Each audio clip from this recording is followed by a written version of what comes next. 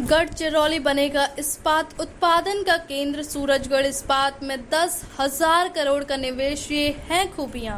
गढ़चिरौली में सूरजगढ़ इस्पात private limited लौह एवं इस्पात परियोजना का भूमि पूजन आज होगा। इन महत्वपूर्ण बातों से हम जानेंगे कि लौह एवं इस्पात कारखाने की सटीक विशेषता क्या है। राज्य के उप मुख्यमंत्री देवेंद्र फडणवीस की लगातार की जा रही मुहिम आखिरकार सफल हो गई है। गढ़चिरौली जिले के वडलापेठ गांव में सूरजगढ़ इस्पात लौह एवं इस्पात फैक्ट्री का भूमि पूजन आज होगा। 10,000 करोड़ रुपए के निवेश से बनने वाली इस लौह इस्पात फैक्ट्री का भूमि पूजन समारोह आज दोनों उप मुख्यमंत्रियों देवेंद्र फडणवीस और अजीत पवार के साथ उद्योग मंत्री उदय सामंत की मौजूदगी में हुआ। आज तक गढ़चिरौली के महाराष्ट्र के अंतिम जिले के रूप में जाना जाता था, लेकिन अब गढ़चिरौली आखिरी या पहला जिला होगा। इसके साथ ही उप मुख्यमंत्री देवेंद्र फडणवीस ने विश्वास जताया है कि सूरजगढ़ इस्पात की वजह से 7,000 नौकरियां पैदा होंगी और गढ़चिरौली जिला इस्पात उत्पादन का केंद्र बन जाएगा। इस इस्पात परियोजना को विशेष रूप से विदर्भ और गढ़चिरौली के लिए एक बड़ी उपलब्धि के रूप में भी देखा जा रहा है। लेकिन आइए जानते हैं कि आखिर इस लोहा और इस्पात फैक्ट्री सूरजगढ़ इस्पात की असल खासियत क्या है। आज हम सभी के लिए बहुत खुशी की बात है कि आषाढ़ी एकादशी के इस बहुत ही पवित्र दिवस पर गढ़चिरौली में 10,000 करोड़ के निवेश से integrated steel plant Surajgarh steel private limited, इसका भूमि पूजन हमने किया है। इसके कारण यहाँ पर जो स्थानिक लोग हैं, आदिवासी है, इनको बहुत फायदा मिलेगा, इनको रोजगार मिलेगा। और सबसे महत्व की बात यह है कि करीब 8 मिलियन टन इतना प्रोडक्शन इसका होने वाला है। 4 मिलियन टन का और प्रोडक्शन लॉयड्स के माध्यम से हो रहा है। चामोर्शी में भी करीब 35,000 करोड़ की इन्वेस्टमेंट वहां पर आ रही है, जिसमें 20,000 लोगों को रोजगार मिलने वाला है। और ये सारे प्रोजेक्ट्स हम जब कंप्लीट करेंगे तो महाराष्ट्र का जो स्टील प्रोडक्शन है उसका 30% स्टील प्रोडक्शन ये अकेला गढ़चिरौली करेगा। हमने जो कहा था स्टील सिटी होगी, उसकी ओर गढ़चिरौली बढ़ रहा है। विशेष रूप से हम हमेशा ये कहते थे कि गढ़चिरौली ये महाराष्ट्र का आखिरी गांव नहीं है, आखिरी शहर नहीं है, या आखिरी जिला नहीं है। वहां से महाराष्ट्र शुरू होता है, वो पहला जिला है। उस प्रकार से गढ़चिरौली को परिवर्तित करने का काम हमारे सरकार के माध्यम से हो रहा है।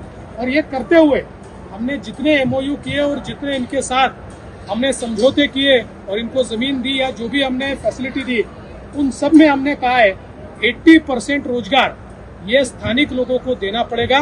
और उसी प्रकार से हम लोगों ने इसकी शुरुआत की है।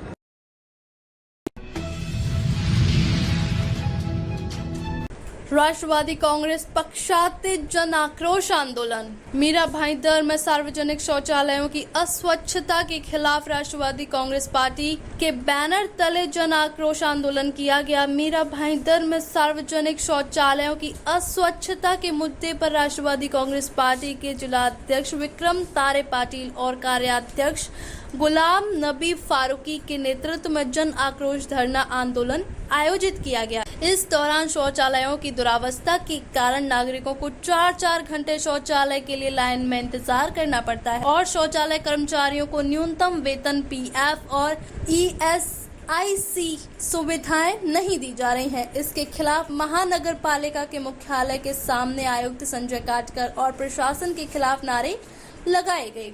वेजेस नहीं दे रहे, 2-2, 3-3 महीने की सैलरी नहीं दे रहे। अब बोला ये जाता है कि आप वहाँ रह रहे हो ना तो फ्री में काम करना पड़ेगा। ये कौन सा कानून हो गया है।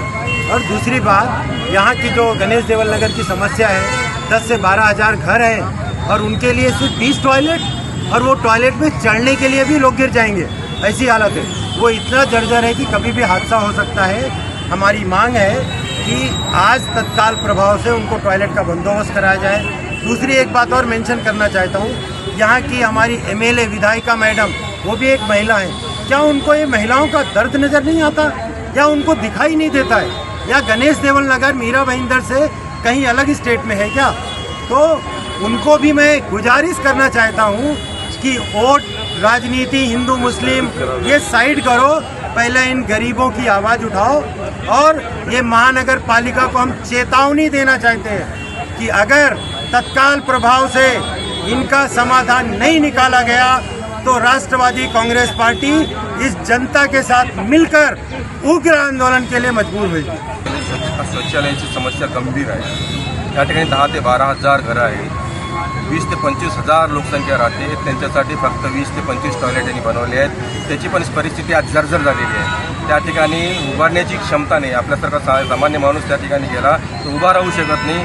अशा ठिकाणी यांना स्वच्छ करण्यासाठी मजबूर केलं जातं आणि यांनाच नाही, लहान मुलांना, म्हाताऱ्या माणसांना त्या ठिकाणी 2-2, 3-3 तास वेटिंगवर थांबावं लागतं। त्याच्यामुळे गंभीर आजारांच्या समस्या ते भोगत आहेत, सहन करत आहेत। एवढी परिस्थिती गंभीर असताना सुद्धा आम्ही पत्र देऊन, इशारा देऊन सुद्धा महानगरपालिकेने कुठलीही आजपर्यंत कारवाई केलेली नाही।